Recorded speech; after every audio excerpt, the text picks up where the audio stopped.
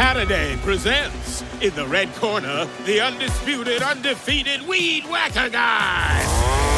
Champion of hurling grass and pollen everywhere. And in the blue corner, the challenger, extra strength Saturday. Eye drops that work all day to prevent the release of histamines that cause itchy allergy eyes. And the winner by knockout is Saturday.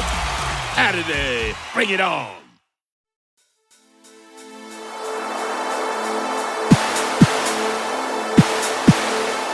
The History of the World podcast, written and presented by Chris Hasler.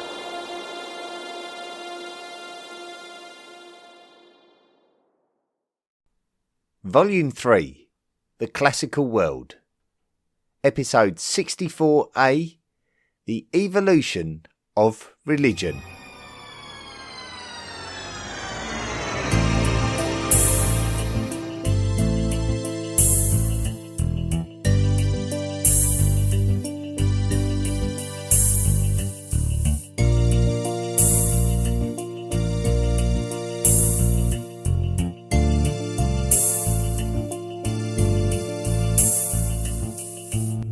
The history of religion is the history of humankind's desire to make sense of its own existence. It is the history of humankind's quest to understand spirituality, or the existence of influences that cannot be seen with the eye, or what we may call the supernatural. For as long as there has been human consciousness, it seems that there has always been religion. So we can argue that while we are human, we have religion. It is a part of what makes us human. Prehistoric graves contain artifacts that would have practical value in everyday life, but no practical value in a dead person's grave. So the concept of an afterlife surely existed in the minds of those people. The act of burying the human body itself seems quite bizarre.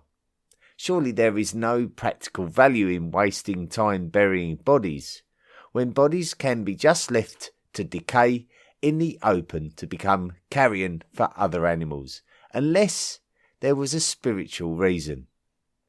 Maybe early humans did not believe that death was final, or believed that human mind and human soul could exist without the human body. Maybe early humans with the same cognitive ability as us here today could not accept that death was final, refusing to believe that their companions that they had developed a strong social bond with were now gone forever.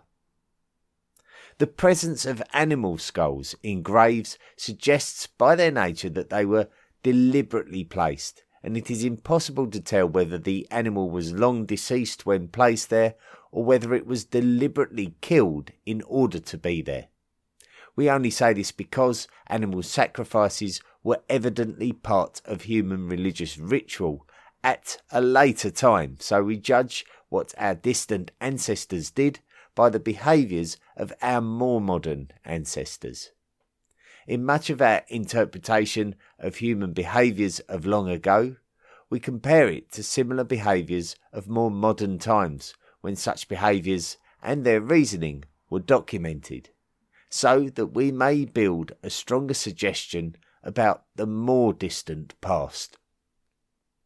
Prehistoric art, such as carved figurines that have anthropomorphic features, for example a human body with an animal's head, demonstrate a supernatural being that could hold some spiritual significance to the human that carved it. But we can feel confident that no creature ever existed. So who was this creature, and why were they significant to its creator? We also discover anthropomorphic beings painted on the walls of caves, with the paintings dating back tens of thousands of years into human history. The reasons why humans did all of these things is not known to this day, but that doesn't mean that we cannot make some educated guesses. Animism. Many experts believe that prehistoric humans believed in animism, and the fact that ritual burials contain artifacts and sacrificial objects point towards this. Animism is the belief that the body contains a soul that can exist independently from the human body and can exist within something else, whether it be other animals, trees, mountains, and even objects of the sky. It maintains that anything can have a spiritual soul. These souls would experience emotion. So theoretically, you could upset the stream that provides you with water if you are inconsiderate of its needs. The concept of prehistoric animism was derived from the work of the British anthropologist Sir Edward Tyler in his 1871 publication called Primitive Culture, in which he drew upon the discoveries of explorers who had met tribes in the world that believed in animism, and so it was credible as a possibility for the prehistoric tribes in respect of their discovered traditions. The British professor Robin Dunbar, a professor of evolutionary psychology, compares this to the modern concept of wishing wells, where we believe that by throwing a coin into the well will grant us a wish, as if the well has a will of its own and a desire to affect the existence of someone or something else. The fact that one can commit an act which may affect the mood of another object led humankind to go to great lengths to influence the soul of an object. Elaborate ceremonies were conducted in a desperate attempt to gather the attention of a spiritual essence, and so it would be natural for humankind to believe that good behaviour could encourage good fortune. So, for example, if there was a spirit who existed in the sky, then a great ceremony could be organised to please that spirit into providing favourable weather. So this could be compared to the Native American tribes attempting to influence weather patterns by performing rain dances. If rain dances brought rain, then this tells us that we believe that there is a spirit in the sky that is impressed enough by the dance to provide the rain that is desired. Shamanism. If we assume that rituals may or may not work, then this would leave humankind questioning whether they performed the right ceremonies in the right way, and there would not be any firm guidance other than trial and error. We can safely assume that not every rain dance guaranteed rain, so the reaction to a failed rain dance may result in a number of conclusions that could suggest that the rain deity was not impressed by the dance or not in favour of the individuals due to other misdemeanours. Possibly the rain deity was favouring someone else because they deserved rain more than you. If there was anybody who could provide the correct answer to the question and provide a solution to the problem, then they would surely be revered within their tribe. If one of your tribe was able to prove that they had a special ability to communicate with the spirit world and influence it positively, then that individual would have a privileged position within the tribe. This is where the concept of the shaman comes from, with the shaman being the one who knows.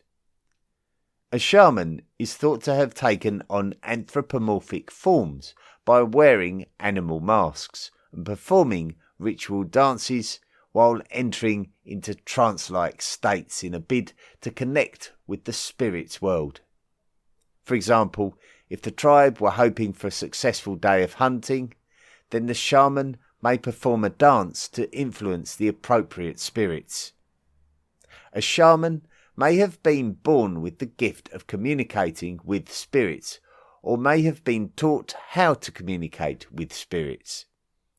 A shaman may have also had the ability to heal from illness. The illness, of course, would be controlled by spirits, so it would make sense for the shaman to be able to influence the spirits. When we see cave paintings of prominent anthropomorphic creatures, we could suggest that these creatures represent shamans. Ancestor worship. With the Neolithic Revolution came agriculture, and with agriculture came settlement. At the Neolithic village of Çatalhöyük in the modern country of Turkey, many residences were constructed side by side, and underneath the floors of these settlements were buried the dead, as we discovered in the episode about the first villages in the prehistoric volume. We can only think that by burying the dead under the floor that there must have been a spiritual reason, as there can be no practical reason. Possibly by burying the dead under your floor, you may have believed that the spirit of the deceased person would protect your home from enemy spirits. Important individuals may have been buried in dedicated grave spots, and they could be accompanied by jewellery, weapons and trinkets, as well as sacrificed animals and even sacrificed humans. So the human feeling of necessity for ceremony was as strong as ever. In order to guarantee a successful harvest, humans and animals may have been sacrificed to the spirits of the earth, and ritual cannibalism may have taken place to transfer strong spirits from one individual to another.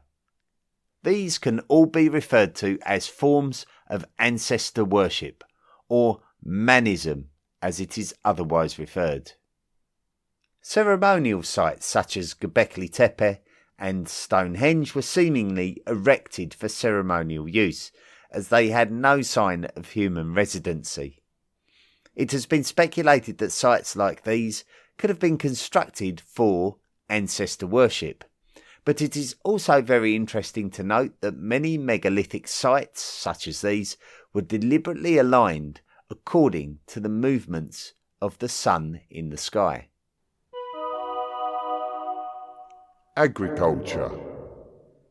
The Neolithic Revolution brought along agriculture, and in the same way that the pre-Neolithic shamans believed that they could influence the fortune of the hunt, farmers believed that they could influence the fortune of the agricultural yield, which was never a foregone conclusion.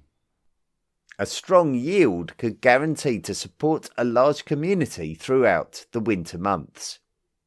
If there was any kind of animistic feelings within humans after the Neolithic Revolution, then it would be very natural for them to believe that by pleasing the spirit that could influence the agricultural yield, that the yield would be plentiful. A farmer might consider that he has to regard multiple spirits when choosing his actions, so he may need to appeal to the spirit of the earth, the spirit of the sun, and the spirit of the rain. He would be unlikely to appeal to the spirit of the mountain, for example, with the mountain having little bearing on agricultural yield, so certain spirits would develop more value than others. Human burials could have been seen as offerings to the earth, and we can also see great offerings to the ground, such as bronze swords abandoned to the earth and its spirits in the strong hope that it would please the spirit. The sacrifices of both humans and animals would have also been seen as offerings to the spirits. Sacrifices were not just isolated to one society. It would be found in both Europe and Mesoamerica, so we can suggest that this behaviour was an inevitable natural development. With the presence of animistic spirits, some becoming more worshipped than others, came the concept of the pantheon of deities, much more resemblant of polytheistic paganism.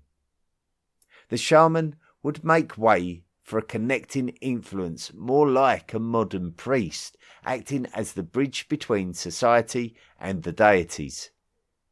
Elaborate buildings and complexes within large settlements would take the place of spiritual megalithic sites, and these buildings would be somewhere that members of the society could honour deities, whether they be deities of everyday aspects or deities that represented ancestors. Therefore, we can describe these as some of the earliest temples. Some of these deities would be utilised as tutelary deities, which effectively meant that they were designated to be the protectors of the city in question. Great temples would be built in dedication to the tutelary deities in their city of honour. The notion of ancestor worship bonding bloodlines could now be extended to contain a wider family, with all the residents of a particular city all working together to please their tutelary deities, and the monarchs of these cities happy to encourage the promotion of the tutelary deity in order to keep his people compliant with his own will and loyalty to the city. Monarchs could use deities in this sense to gain obedience. For example, large building projects could be organised far more effectively if everyone believed that they were working for the pleasure of the deity rather than for the monarch, who some may have felt indifferent about. The temples would act as centres for donations to the tutelary deity, such as agricultural yield from the farmers of the city. Donations to the temple would have brought wealth to the priestly class and further encouraged a widening of the gap between the elites and the other classes. The Sky Father. When analysing many languages of the modern world, particularly of Europe and areas of Southwest Asia, linguistic experts have determined that there was an ancient but unknown language called Proto-Indo-European that was the ancestor of the Germanic, Celtic, Italic and Indo-Iranian languages, among others. The oldest known religious scriptures of a significant standing that relate to the global migrations of these Indo-European language speakers are the Vedic scriptures, the oldest of which is the Rig Veda, may be written as long ago as 3.5 millenniums. The Vedic scriptures are considered to be within the origins of Hinduism. The Vedas further humanised the spirit deities that are believed by many experts to have existed in the Proto-Indo-European speaking cultures that are believed to have existed over 1,000 years previous. The parents of the gods in the Rig Veda are the sky deity Dyosh and his consort, the earth deity Prithvi. They are also referred to as Dyosh Pitar and Priti Mata, an acknowledgement of their role as mother and father of the Vedic pantheon of gods. The Indo-European link to the words father and mother is clear. There are strong linguistic links to the paternal god of the ancient Greek pantheon, Zeus, another figure whose image has been humanised both visually and characteristically. Zeus is the sky deity of the Greek pantheon, but also the god of thunder. The ancient Albanian equivalent is the similarly named sky and lightning god Zeus.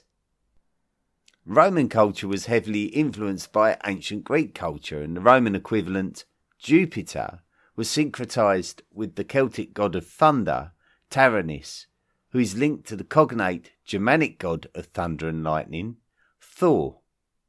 So we can clearly recognise a strong humanisation of spirits and deities that were worshipped by prehistoric peoples. Ancient cultures not linked to Indo-European cultures include the ancient Egyptians and the ancient Mesopotamians. Both the Egyptians and the Mesopotamians recognised their own pantheon of deities. Mesopotamian and Indo-European influence may have been at play in influencing the religious nature of the ancient Canaanites of the Levant and in turn the Abrahamic religions. The Axial Age. The term axial age was first coined by the German psychiatrist Karl Jaspers, born in 1883. The Axial Age refers loosely to a period during the middle of the first millennium BCE when some of the most prominent religious movements of today's world emerged. The rise of the Persians from their Indo-Iranian ancestry saw the rise of Zoroastrianism. The religious concept of Buddhism emerged in India from the lifetime of the Buddha. The Chinese philosopher Confucius began teaching his system of thought, which became known as Confucianism. The concept of Israelite monotheism became more widely known, particularly during the time of the Babylonian captivity of the Jews. The rise of ancient Greece brought with it the rise of the knowledge of the pantheon of Olympian Greek gods, although there are little remnants of this having any significant importance in today's world. All of these major religious movements emerged at a similar time. Much is speculated about the Axial Age, with some experts suggesting that it has little or no significance at all, and it is just more of a coincidence that these religious movements all prospered at the same time.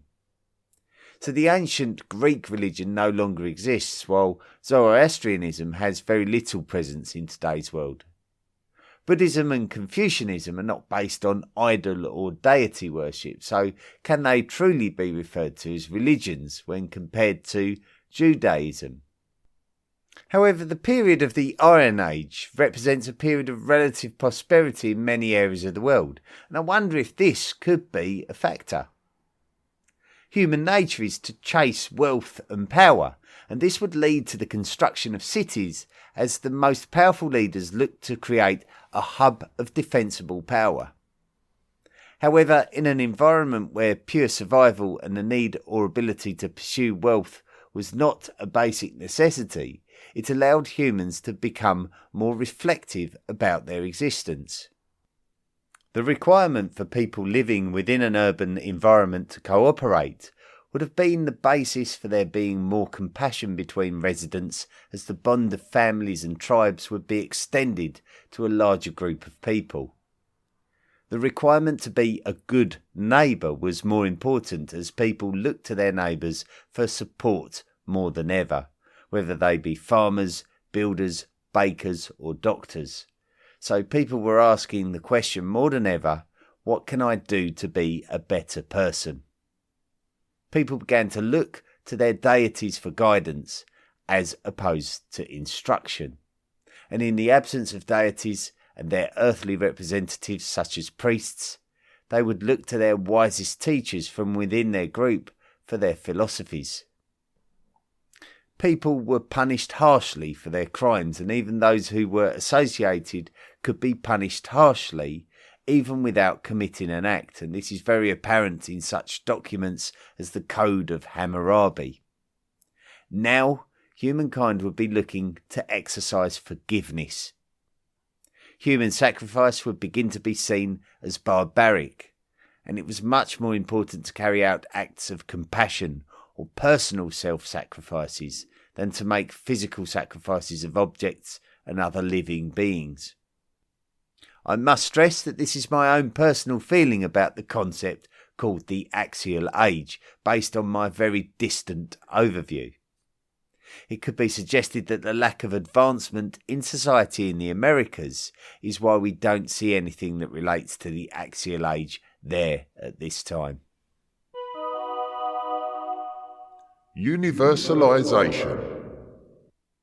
The human being is a very instinctively tribal being.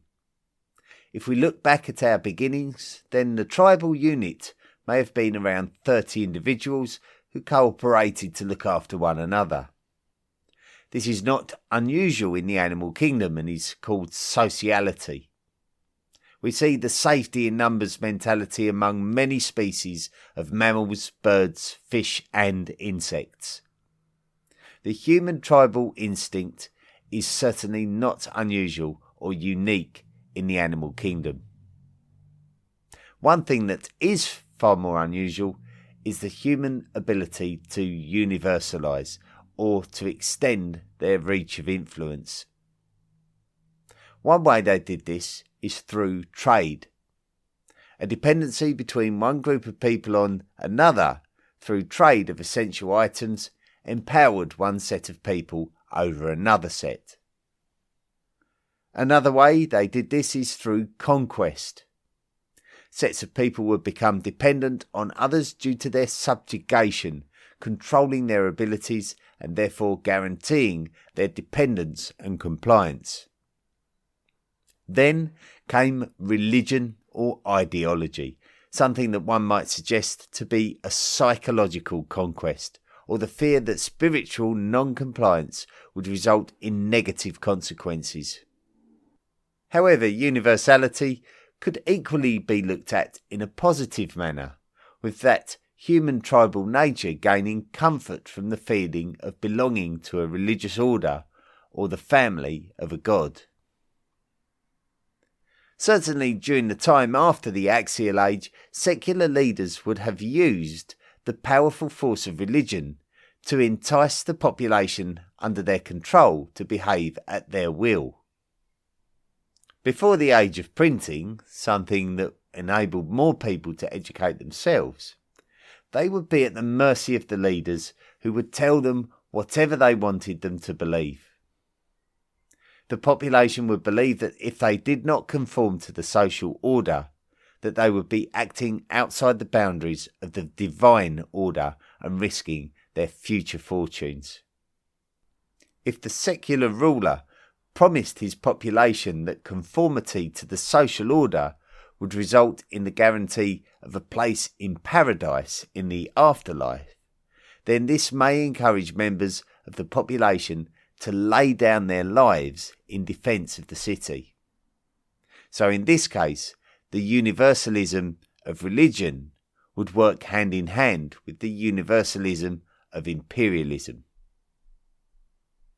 Zoroastrianism prospered as the state religion of the great Persian empires, from the Achaemenids all the way through to the Sasanians, but it didn't prosper universally in the same way that Christianity did after being accepted as the state religion of the Roman Empire. Most Persian Zoroastrians converted to Islam after their lands were obtained by the Arab caliphates from the Arabian Peninsula. Islam itself spread very rapidly as the Arab caliphates spread their imperial influence throughout the southern coasts of the Mediterranean Sea and the Middle East. Going back to the universalism of trade, we can see how the Indian subcontinent philosophy of Buddhism rapidly spread along the Silk Road to China. The global spread of world religions was caused by pressures in which religion was a core part of the issue. Islamified nations did not create the barrier between eastern and western ends of the Silk Roads. This happened before the proliferation of both Christianity and Islam.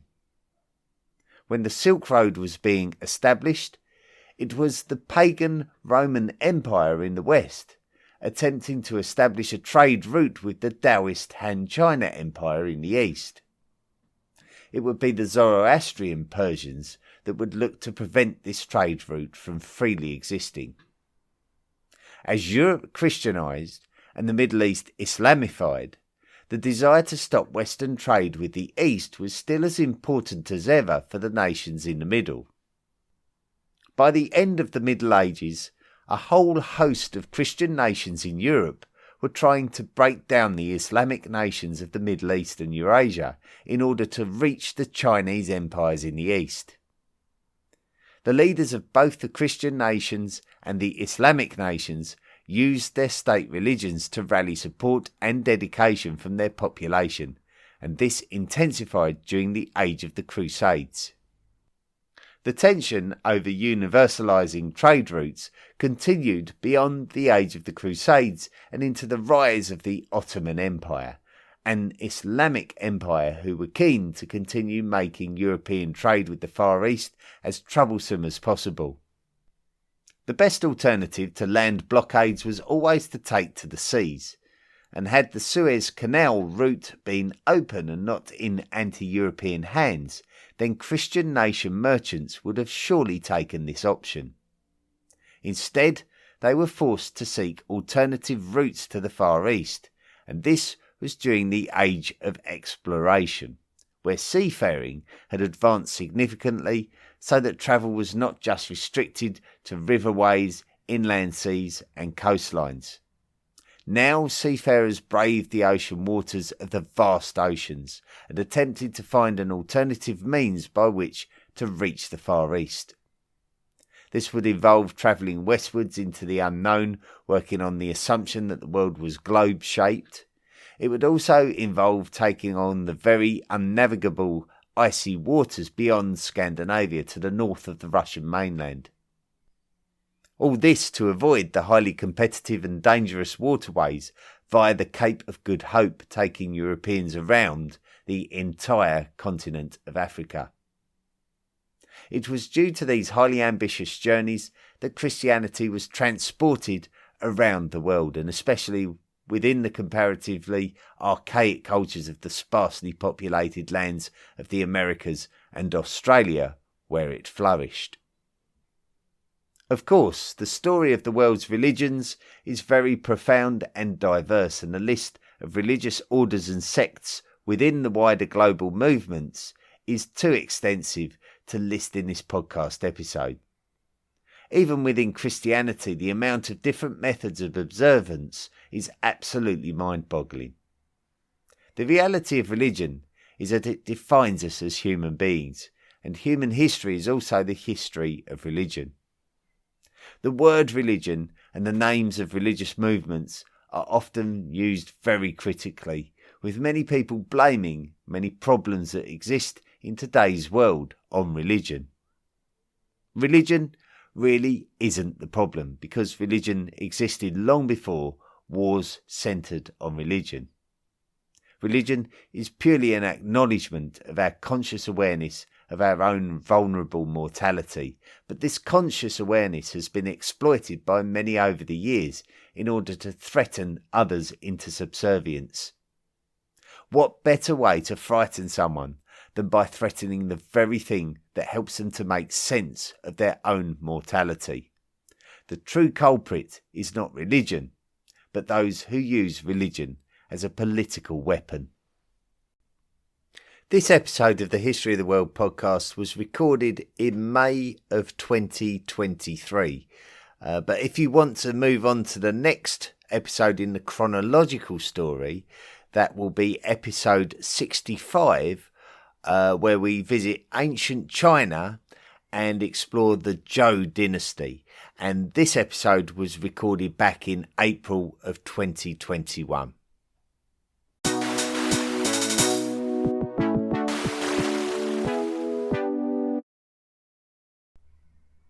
Thank you very much for listening to this week's episode of the History of the World podcast.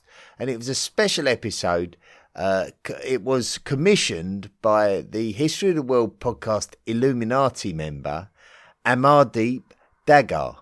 So thank you, Amardeep, and I hope you enjoyed your episode, The Evolution of Religion. Now, if you want to be a History of the World podcast Illuminati member, then simply go to the Patreon link at the historyoftheworldpodcast.com website and sign up to make a monthly contribution, and you may be able to qualify for you to commission your own episode, exactly like Amardeep did this week. So go along there now. We have a new member of the History of the World podcast Illuminati to welcome this week, and it's Michael Martirana. So thank you, Michael, and welcome to the History of the World podcast Illuminati. You do qualify for gifts as well, so we've dispatched a number of gifts already this year. There's still some more to come, so go along to Patreon and check out what you could earn. Listener messages and reviews. This week we got a message from Robert Fowler, And he's just put, your last episode, The Unscripted, had 3 commercials woven into it. Is this a new normal? Is the podcaster taking advantage of you? Let us know so we can change the podcaster site. Well, we've been given a very good opportunity by Spotify. And we're now being sponsored by advertisers, which is a good thing for the future of the podcast. So it enables me to keep this as a free resource, and also to invest more in the future of the project. So the one thing I have been very careful to do, and a lot of you will experience an advertisement at the beginning of the episode, but I am looking to avoid at all costs having advertisements in the middle of the podcast. So, like when the information is sort of being conveyed, and when the bulk part of the information of the podcast before we do this section at the end, I've endeavoured to never get that interrupted by adverts. So that was one thing I did seriously want to preserve, because I think a lot of people find adverts quite annoying.